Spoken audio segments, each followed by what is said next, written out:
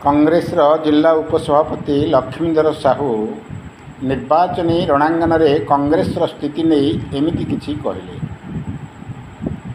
भद्रक भंडारीपोखरी विधानसभा क्षेत्र में तीनोटी प्रमुख दल यथा बीजेडी बीजेपी और कांग्रेस प्रचार माहौल बेस सरगरम थिबा बेले निर्वाचन तारीख मझिरे आउ मात्र 2 दिन बाकी रही। आम क्रांतिधारा प्लस जिला प्रतिनिधि दिलीप खुंटिया कांग्रेस जिला उपसभापति लक्ष्मीधर साहू ठारू कांग्रेस विधायक प्रार्थी निरंजन पट्टनायक स्थिति संपर्क में पचारि बुझी। एवं आसतु शुणा कांग्रेस स्थिति संपर्क में कौन कहते श्री साहू।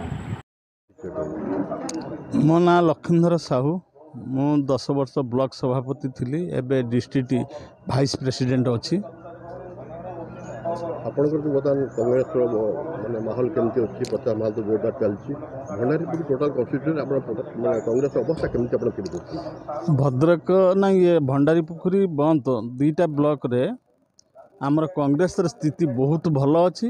अंडर करेन्ट समस्ते चाहूँगी निरंजन पट्टनायक ये एमएलए हूँ कहीं जड़े स्वच्छ लोक से लोकों मनर आबिलता अच्छी जे जड़े भल लोक आमर एठी प्रतिनिधित्व करंतु बोली।